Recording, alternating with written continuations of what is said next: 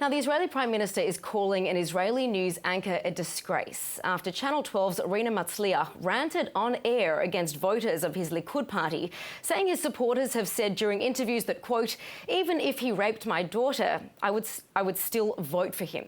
The Prime Minister, who regularly clashes with Matzliach, taking to Twitter to denounce the comments, saying she has reached new lows. Her employer is deciding to suspend the senior anchor for her comments, at least for the next week.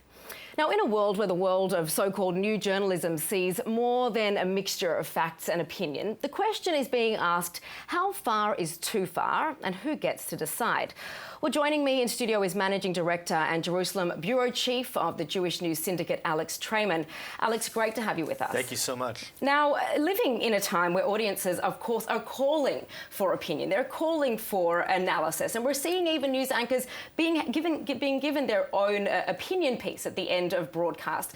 We're looking now at this incident between the Israeli Prime Minister Benjamin Netanyahu and this news anchor.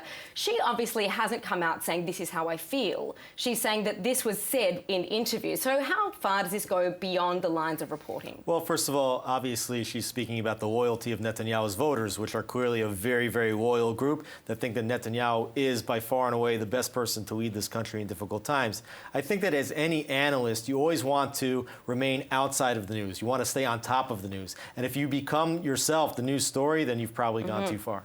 So then, obviously, when we're talking about opinion, there's a difference between opinion and analysis, a very grey line, though. What is that line? Well, I think today more and more viewers want the analysts to offer their opinions. We live in an age of polarized politics where the right and the left in every country almost, including Israel, including the United States, have drifted further and further apart. And the media has lined up on the political sides. And I think people definitely are looking to find the media that gives them the opinions and the analysis that they want. In Israel, many of the journalists do lean further to the left and have been campaigning nonstop throughout the years against Netanyahu. Right. It might be the analysis that they want because perhaps it aligns with the beliefs that they already have. So perhaps how dangerous is this in us finding some kind of harmony or educating ourselves? Or is this creating more divisiveness? Well, if you take a look at Yair Lapid, for example, who is the head of the opposition right now, he said that Netanyahu has been leading in a campaign of incitement that may throw Israel into a civil war.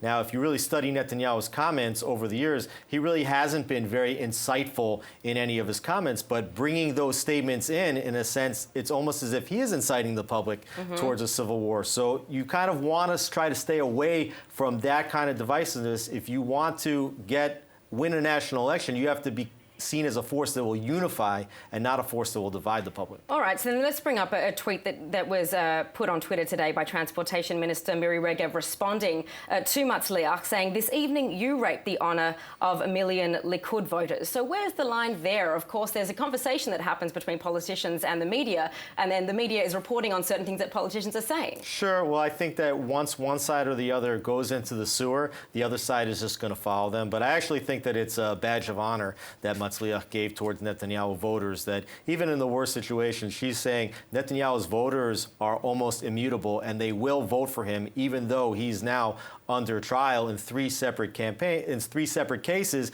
Of course, 2 of those cases involve his attempts to influence the media more in his favor. All right, Alex Traiman, thank you for that insight. Thank you.